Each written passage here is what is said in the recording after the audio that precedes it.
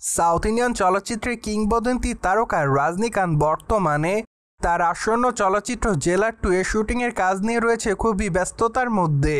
মূলত তার এই চলচ্চিত্রের শুটিংয়ের কাজটি চলচ্চিত্রের নির্মাতা নেলসন দিলীপ কুমার চলিত বছরের শেষের দিকে অর্থাৎ ডিসেম্বর মাসের মধ্যে শেষ করার পরিকল্পনায় রয়েছে, যার প্রেক্ষাপটে নিয়মিত চলচ্চিত্রের শুটিংয়ের কাজ চলছে এমনটাই শোনা যায়।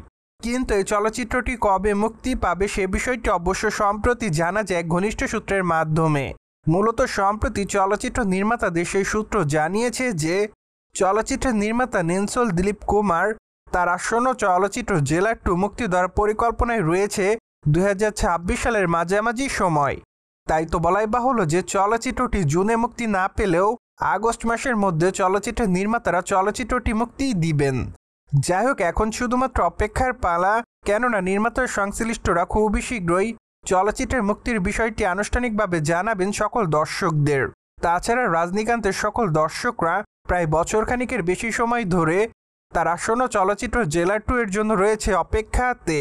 মূলত চলচ্চিত্রের প্রথম খণ্ড অর্থাৎ জেলার মুক্তির পর বক্স অফিসে রাতারাতি বাজিমাত করে।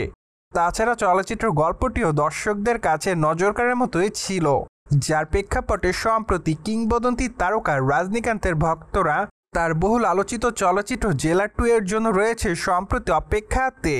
সো দর্শক, জেলার 2 চলচ্চিত্রটির জন্য বর্তমানে আপনি কতটুকু এক্সাইটেড অবস্থায় রয়েছেন তা অবশ্যই আমাদের কমেন্ট বক্সে জানাতে কিন্তু ভুলবেন না। অন্যদিকে দক্ষিণী চলচ্চিত্রের তারকা রজনীকান্তকে সর্বশেষ অভিনয় করতে দেখা যায় কুলি চলচ্চিত্রে। চলচ্চিত্রের পর্দায় তার দুর্দান্ত অভিনয় রীতিমতো তার দর্শকদের কাছে নজর কাড়ে। পাশাপাশি অবশ্য চলচ্চিত্রটি মুক্তির পর বক্স অফিসে প্রায় 500 কোটি রুপির বেশি ইনকাম করে। ফলে এর থেকে বোঝাই যাচ্ছে চলচ্চিত্রের গল্পটি দর্শকদের কাছে কতটা নজর কাড়ে।